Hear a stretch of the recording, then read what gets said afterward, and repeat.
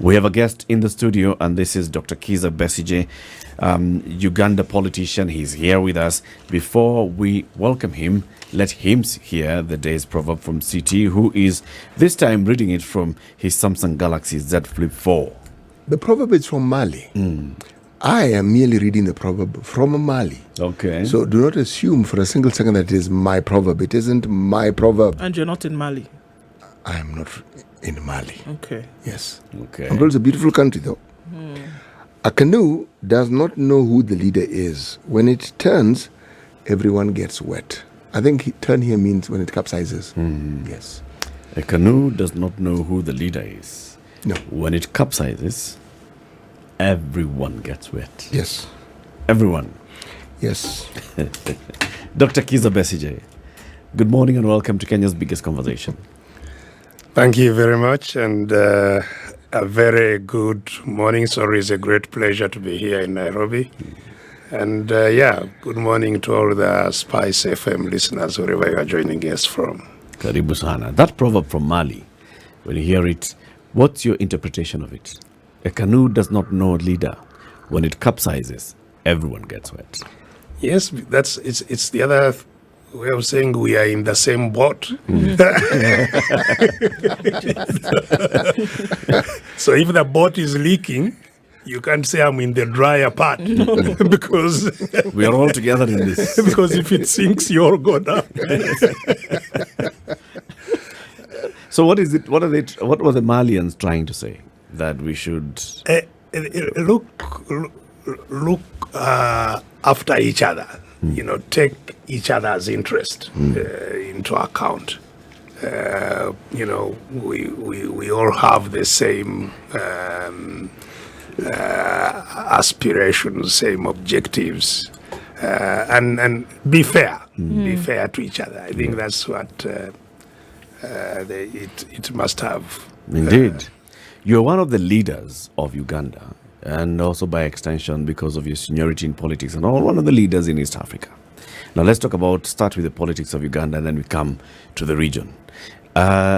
So far, you've participated in elections before, you've participated in campaigning and championing for deeper entrenchment of democracy, better openness and participation of all this in your country.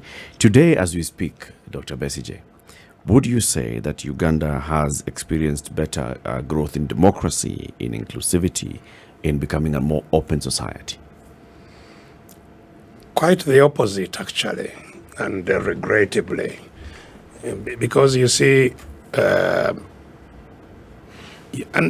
it's sad for not just Uganda, but for, I think, the greater part of Africa, that with all the kinds of endowments that God, gave us, we still grapple with the levels of suffering of the population that we experience, not just in Uganda, but in the whole region.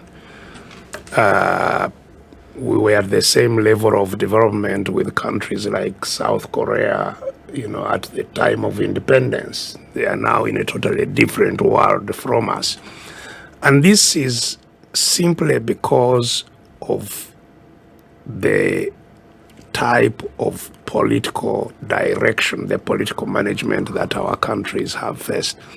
Now, in Uganda, we were celebrating 60 years of independence last month.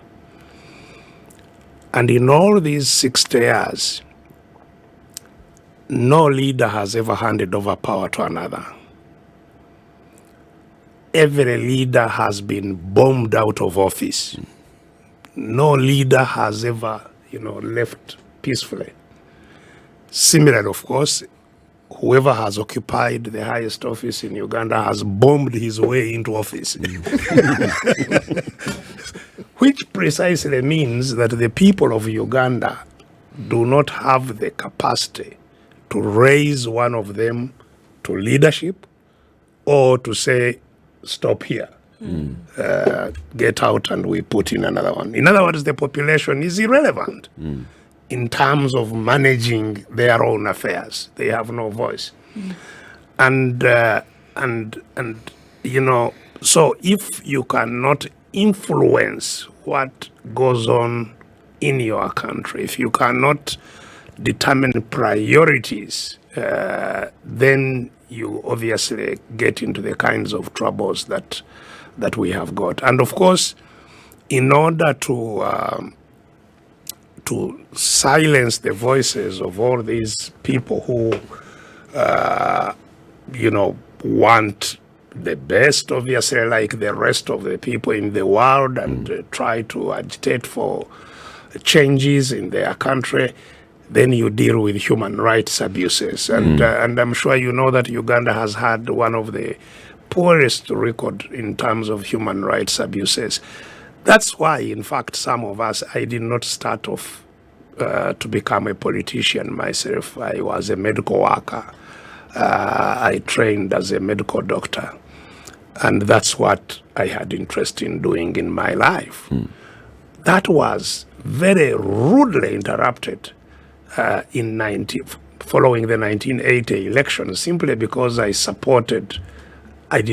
not in the politics, but I just supported a new party that had just formed, which was led by now President Museveni. And of course, that election did not end well of 1980, because the military commission, which was in charge of the country at the time, overthrew the electoral process.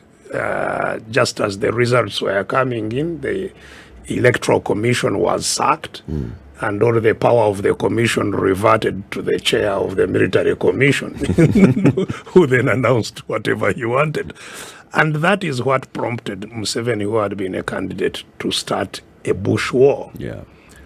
Now, those of us like me who did not know anything about the bush war and whatever they were planning, I was arrested, tortured very badly. Many people I found in prison whom I didn't know also, that had been arrested, have never been seen again, And that's how I fled and came into Kenya. In 1981, I was in Nairobi here working at the Aga Khan, at the Kenyatta National Hospital. But, annoyed that I could have died for absolutely no reason. Nothing that you had actually done. Nothing, absolutely nothing. But looking back in let's talk about the last 30 years or so. Yes. I want to ask the question then systematically. Number one, Uganda has a constitution. Yes.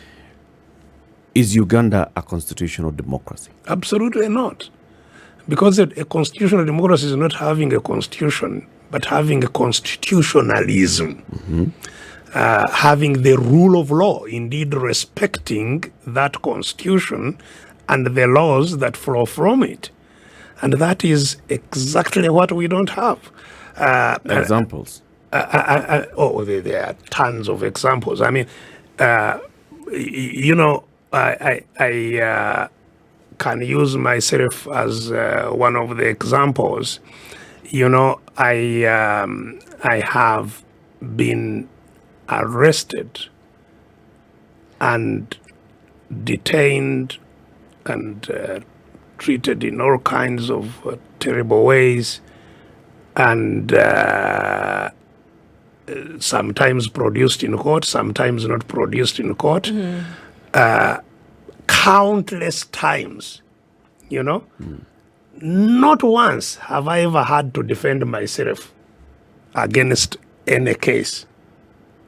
They are all patently trumped up that, they cannot go to trial, including capital offenses, for which I've spent quite a bit of time in jail. Treason, rape, terrorism, illegal possession of guns that I'm, So if, you have the abuse, and in one of the cases, we were charged 22. We were given bail. The military stormed the courts, beat up everybody in court, and rearrested those that the courts had just released on bail. Took them to different parts of the country and charged them with murder. of people that have never lived. So, so when we talk about the absence of the rule of law, that's what it means. In fact, on that occasion, the entire judiciary laid down their tools because they said, now This is a direct violation. This is now become too much. You may have seen at some stage when there was going to be a debate on the removal of age limit that was part of the Constitution, an important part of the Constitution. Security forces entered Parliament, the House of Parliament, and beat up MPs. Some of the MPs were maimed. There is an MP called Betty Namboze who has metals holding her spinal cord, the vertebrae, broken in that attack. The Speaker of Parliament, at that time was called Rebecca Kadaga, wrote to Mr. Museveni, the president, said, I am the Speaker of Parliament. I did not invite anybody to come into Parliament. Who are these people that came into Parliament and beat up MPs? Right. There has never been a reply. So if you have the judiciary that can be attacked by the armed people with impunity, none of the people that attacked the judiciary ever faced any, sanctions. None of the people that attacked Parliament and injured members of Parliament has been sanctioned in any form or manner. So it means you have no Parliament. It means you have no judiciary. and so this is why you cannot talk about constitutional governance because government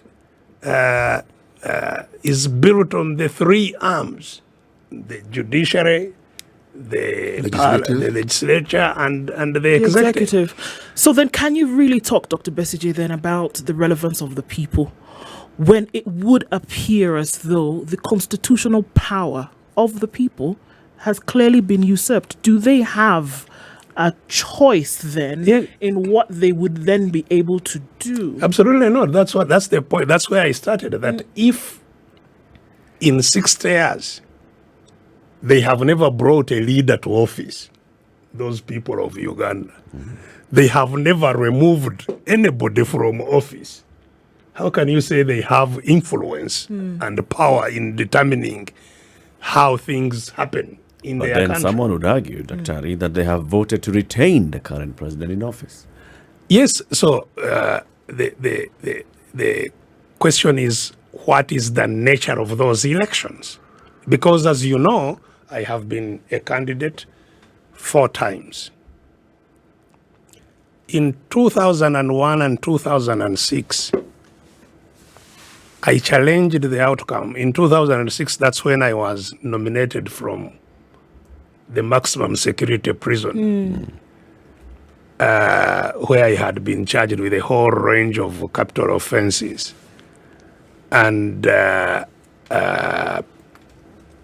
campaigned for, I think it was less than a month, while on trial. Even the little time when I was out on bail, I was being tried for rape throughout the course of the elections. But the outcome of those elections, we put them to test before the courts, the Supreme Court, in 2001 and 2006. And in all the grounds of our petition, they were proved. They were confirmed by all the judges without exception. There was a quorum of 5 judges in 2001. There was a quorum of 7 judges in 2006. All of them, without exception, confirmed the violations that we petitioned to court. And all of them conclusively said this election was not free or fair.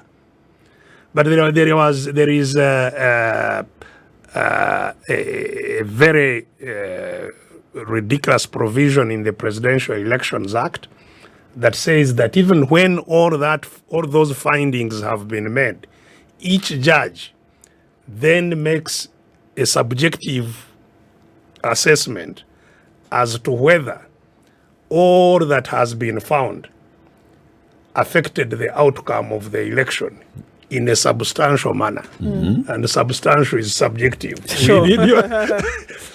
And it was only on that account. So On they that say that there account. are violations Yes. in the election. And even unanimously agreed that the election was not free or or fair.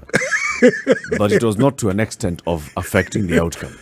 And it even that ruling contradicted the Constitution, actually, because the Constitution categorically says that the people of Uganda shall have the power to choose who shall govern and how they will be governed through a free and fair election. No other means, no other election is provided for in the Constitution except a free and fair one. But here were people who had already ruled unanimously that the election was not free or fair. But Still. of course, they were not all. I mean, to be fair to those who ruled eventually fairly, the court divided in half. In the 2001 election, there were 3-2. In the 2006 election, there were 4-3 judges separating. And even how those 3 or 4 judged to uphold the election has been written on by one of the retired judges who formed part of that quorum. And it's an interesting read, you know. Justice George Kanyeihamba has written to show how the hands of those who ruled to uphold the elections were eventually, you know, twisted to come to that by the president to come to that ruling. So, you know, having elections and people making decisions that are reflected through those elections are totally different matters. In fact, it is for the same reason. And the person who should never make that argument is Museveni himself, because he started a war following an election. So, and in his case, he didn't even test the election in the court. He disagreed with the election and picked up guns and fought. And we agreed with him, you know, that the election was patently fraud, because like I have said, you cannot have an election where the electoral body that has organized the election is sacked before the announcement of the results. And you still maintain the election. And this is, you know, so we have a situation in Uganda today that should worry every not just Ugandan, but every person that believes in a democratic governance should be worried. What is a what? And this is the thing. The way the world conversations are shifting now, Dr. BESIGYE, is that, and then taking on a different persona is what each sovereign entity, as nations, then should be able to define, describe, practice what their own democracy ought to be. Do you agree with that? Are there rules then that can be rewritten within the tenets of democracy that each country can then follow, that each nation state then can actually follow on their own? You know, what works for them? You see, the tenets that constitute democratic governance are universal. You know, like freedoms. Freedoms are universal. Rights are universal. And that is the basis on which democratic governance is built, that people, first of all, are all equal before the law. They have an equal voice, and that voice should be freely expressed. that you know they can exercise those rights. You know, in you cannot. This is the Situation Room, the only way to start your day. Still talking about the politics in Uganda, we also talk about the place and role that Uganda is playing and ought to play in the development of the region, whether it comes to peace, security, and also in democracy. We'll go into a conversation about, you know, the East African mission in the DRC as well. City? Yes. Dr. BESIGYE, you mentioned that you agreed with President Museveni's position that the election that was held during the time when General Tito was the president was not what it should be, and you supported the move that was made then. Your association with President Museveni was not just cordial, but you, could I say that you were brothers at arms or in arms at that particular point in time? What I'd like to understand is what changed? Well, what changed is the direction that we were brothers at arms to go to. Because as I have pointed out, what motivated the onset of that war, and it was a very atrocious war. It left in its trails 500,000 people dead. And, you know, we still have huge monuments of scars of people that were consumed by that war. And it was a war, at least according to our own, you know, statements, writings, declarations, a war for Ugandans to regain their voice so that they could have equal opportunities in their country, they could have an equal say, so that there could be transition to a democratic dispensation indeed, where we would have free and fair elections, where there would be scrupulous observance of human rights, where there would be the rule of law that we were talking about. So it was a struggle with very clearly defined objectives. Regrettably, when we got into government, and I was even close to him, even in government, I was a minister in the presidency. Yes. And so I was seeing from close quarters what was happening.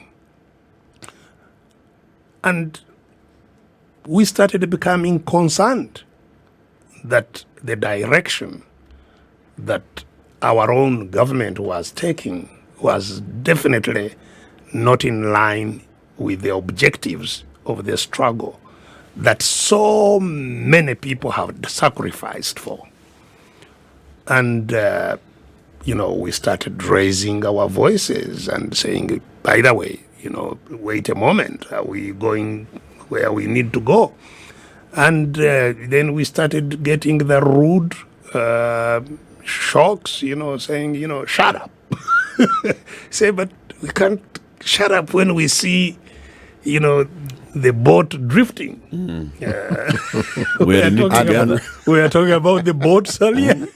The boat is drifting. No, shut up. And indeed, when some of us continued raising those voices, then we were sacked. And we had, at that point, you know, no option but to start becoming more assertive and eventually public about the differences that had arisen. And that's where we are. So the question has always, has always been, but so did Museveni change his mind? And my A clear answer is no. He simply didn't believe in what we were saying. From the beginning.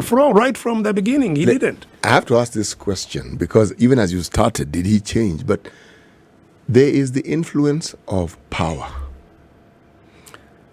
And you see, I'm going to ask you two other questions because if we talk about the influence of power, if, let's say, you got elected as president, what is it that you would say if you're sent that seat that would make you different from Museveni? What guarantees are there that the power and the position that you have would not cause you to change and that you'd be someone who was not what you started off as being? Well, first of all, I don't think that there is any guarantee that anybody will live by his word. There's no guarantee. No, there is none, because, that is the hidden power of God, I think, to read our hearts. Nobody can really tell what in your deep part of your heart. and people can, masquerade very, very effectively. They can. That's why we have wonderful actors. People can act roles that are convincing. That they are not. So, two things here. First of all,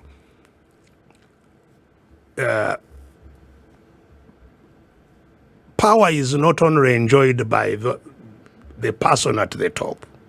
We all had power.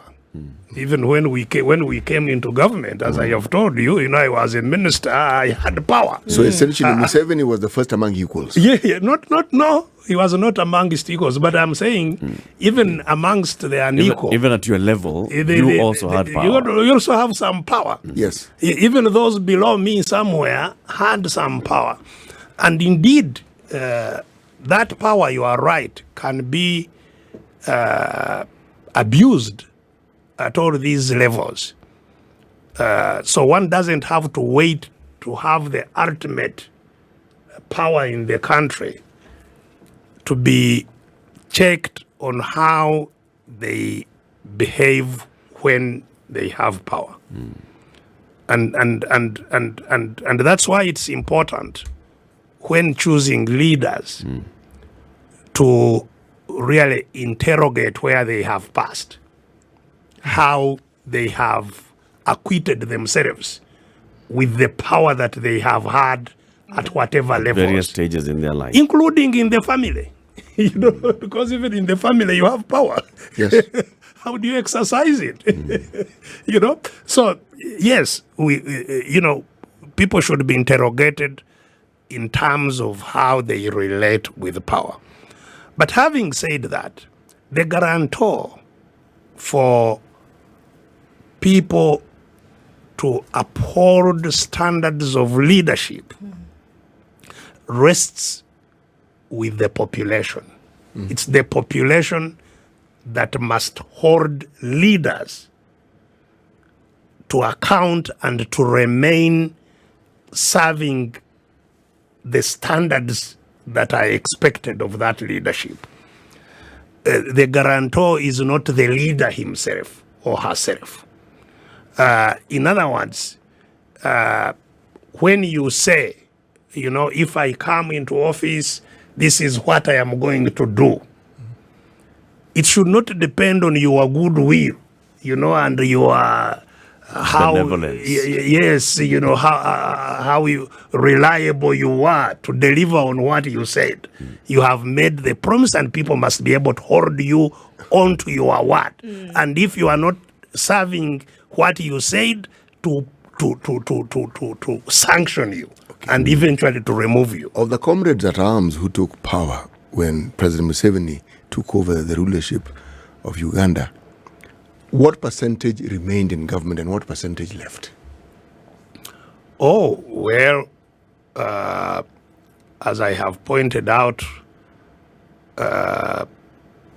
government is a whole range of people. Yes. Right from, the most low people to the high people. But if you want to start with the executive, the cabinet, for example, Yes. the cabinet that we had, the legislature that we had in 1986, which were formed at that time, I think pretty much the only person that still remains there is Museveni himself. Everybody else has left since. Well, some have, of course, died. Some have, retired. But ideologically, have they left? Absolutely. I think the percentage of those that may still be associating with him is completely insignificant. And in fact, very recently we had interesting developments, because there was a minister who is also from the Bush days, but had been, not in the senior leadership in the early days. Somebody, he had not gone far in formal education and so on and so forth, but he had been in the struggle in the bush. So in the last government, he was appointed as a minister without portfolio. The type that will have a lot of difficulty with our swearing in processes where you swear in English and so on. but he served, he was a minister. But while there, he started also raising his voice, about what was going on. So he was dropped in the current government that was now brought in last year. And now, since last year, his son was very vocal, challenging what was going on. And I'm sure you've heard one of the concerns we have on human rights, which is partly why we are here in Nairobi today, having a conference on human rights accountability in Uganda. There is a phenomenon of people being forcefully, grabbed from homes, from streets, and they disappear. They are forced into vehicles and they disappear. So the son of this minister was equally kidnapped. And, so this minister was, shouting, well, how can you do this to me? You know that I have served, this boy disappeared for nobody knew where he was. Eventually, after a long time, he was released. He couldn't walk. He had been very badly tortured. So he was being nursed, and I think it was about 2 weeks later, he woke up. I mean, he didn't wake up. He died. He was buried, about a week or 10 days ago. And there were very, very emotional moments at the funeral of that young man, and the pictures of this former minister, saying, really, what did I do to deserve this? To deserve this kind of treatment? Now, this week, one of the other close associates of Museveni, who had been leading some paramilitary groups that were very violent against us in those elections which were the grounds of our petitions. He was one of he had started in the Bush War and has been leading paramilitary groups. His home was raided this week, and that he's suspected to be also organizing anti-government activities. You are in Kenya. What would you say, and you've been to this country many times before, are there things you've seen within our country that might lead you to believe that we could head the Uganda way? Oh yes, of course. You are not completely out of the bushes. You are. As I pointed out, I think you've made significant steps, and we We really salute the Kenyans who struggled extremely hard and made immense sacrifices to end the one-party rule and to usher in again the multi-party democracy, to rebuild the democratic processes, have a new constitution, build new institutions that are now more accountable to the people, a legislature, a judiciary where judges are not just capriciously appointed, but where they go through rigorous processes of scrutiny and so on and so forth. These steps that have been achieved in Kenya have been achieved through struggle, through an intense struggle. But you relax a little and they will be reversed because they have not been consolidated. You are still in the process of consolidation. Yes. And this is a very slippery ground. You blink, it's gone. So we were extremely worried when we had someone not inconsequential suggesting that there may even be processes beginning to amend the constitution to remove term limits. Those are the beginnings of worrying signs. And you have, vigilance, maximum vigilance, continued vigilance is called for to in order to achieve the consolidation of a democratic dispensation. And we are watching you very closely because you are leading in that process, and any backsliding will be will negatively impact on all those who are looking at you for inspiration and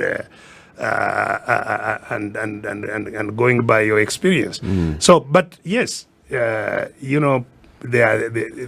Kenyan situation is still definitely there are still many worrying signs. The use of money in the democratic processes here in Kenya, which we see from far, means that influence of the population that we are talking about is still tenuous, because who controls the money? Sure. So who controls the money controls the voice, and so civil society still has a huge role here to keep on widening the competencies of citizens to identify danger signals and to push back against negative trends that will creep up in society here. Can we go back to Uganda for just a minute, Dr. Besigye? Now, from the things that you say, obviously, and the democratic dispensation that you believe in, do you think that the people of Uganda believe in you? Do you think that the people of Uganda believe in the things that you say and, again, maybe are held captive by whatever it is, subjective belief or, lack of willpower to be able to push an agenda through? Do you think that they believe in the tenets of the things that you speak about that would lead them on to making a different decision in the future?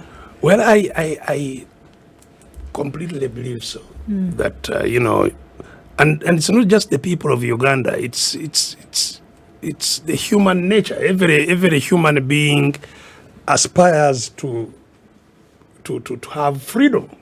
It's an intrinsic kind of need, human need, to have freedom and to have justice, to be treated fairly, and to share equally in whatever opportunities there are. So the people of Uganda definitely want and believe in a dispensation that would afford them that kind of governance. The question is whether belief in itself is not enough. you must have the capacity to translate what you wish, what you believe in, into what is, what happens. And that is where our role really is in trying to create the organizational competencies so that now all these people's voices can be harmonized, that they can speak in concert, that they can act together to say, no, this is, we don't accept this, that they can do so and assert their will. That is an area that, yes, they have to be, they have to have leadership elements that help in those processes. In organizing. Yes, and that's the humble role that we would want to play. So we are not at a point, and this is important, I think, for people to understand. We are not at a point where the challenge in Uganda is to get a leader. So to say who is the leader, the challenge in Uganda is to get a process that can Bring a leader. Bring a leader. In other words, even to have the country where, people have the influence. That's where the processes, of course, begin. Where, our country is captive. It's captured. We are residents in a captured country. We are subjects of those who captured us. And so the processes at hand are really liberation processes, freeing the country. And then structuring it, like as I pointed out, you did here in Kenya, structuring it, now having a constitutional framework made by free and empowered citizens. To move forward. Dr. BESIGYE, we've got to end it there. It's been an interesting 1 hour conversation. Yes. Maybe before you end it there, let me use this brief moment to inform you and all our listeners that we are here in Nairobi today having a huge conference on accountability on human rights in Uganda. It's at Ufungamano House. It has been organized and coordinated by the Kenya Human Rights Commission. And we are grateful to the Kenya Human Rights Commission for creating a space and opportunity for Ugandans and people from the whole region, actually. We have leaders from Tanzania, from Zimbabwe, from Uganda, from Kenya here, who are all meeting to see. Because human rights, as I pointed out, are universal. And any abuse of human rights anywhere is abuse of human rights everywhere. So if the people in the region don't focus on what is happening in Uganda, it will affect them. So we are grateful to be here and we thank all those that have organized. Karibu sana, and we thank you very much as well for visiting us here at SpiceFM. Thank you. Come again soon. Thank you very much.